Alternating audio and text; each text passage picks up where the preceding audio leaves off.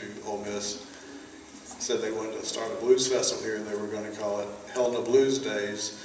And Bill Ferris and I mentioned that there was this tradition here called King Biscuit time, and so that's how it ended up being the King Biscuit Blues Festival. But it's great to be here, and we were talking about the Mississippi Blues Trail. I do have some free Blues Trail brochures that have a map of some of the markers on them if anyone's interested. See me afterwards. Yeah, and Alex Thomas, if you go back down towards the festival, on the left side there's a table where you can pick up kits. I want to thank, it's been great to be able to get on the meeting. I talk with Jim on the phone all the time, and David sometimes. It's been nice to meet you all this week. But I just want to, it's great to have this, and I think that we were talking earlier about, you know, the idea of institutionalization. I think this is great to have this, to start doing this and to try to, as you were telling me, to integrate it into the festival. I think that's important. It's, there aren't that many forums for the public to hear people like us, or people that do this all the time, talking about it. And so thank you. And I just wanted to, Jim was talking, I've got a new book out called Mississippi State of the Blues with photographer Ken Murphy. And they're not for sale yet. They're at the end of the month.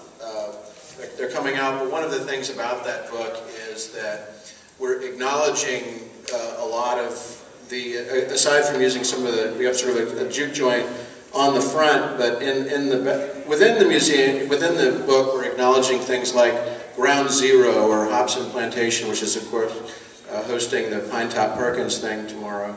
But one of the things about the book is that it's sort of documentary in the sense that it's not trying to hide the fact that there are tourists here now, there are institutions oriented to tourism. Oftentimes books about the blues are catering to those stereotypes where you know, Jim was joking earlier, oh, there's not enough people suffering in the book here.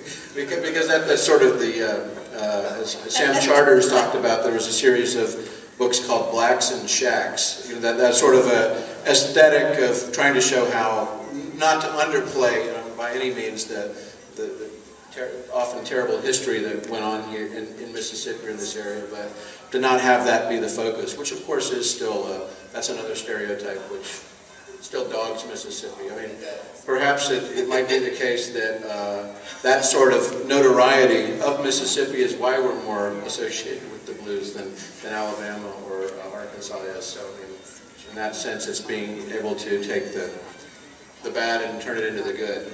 Yeah, as I told Scott, there's too many people smiling in this book, but not really. I mean, it's great to actually see that in a book because it is a function of the blues, you know. Everybody says, you know, you hear people say the blues is sad music, I don't want to be depressed by it, so. But, you know, I mean, I think everybody here knows that that's not what the blues is about. It's about the release of all that sadness and to be able to celebrate life. Well, I want to take the time to thank all you guys for coming out. The panelists was great. Give it up for the panelists today, you guys. And in my closing remarks, I'd just like to say, you know, as I'm fulfilling many demographics on this stage. It's glaringly obvious, but you know, I'm 20-something. I'm a woman. I'm black. I got all these things happening.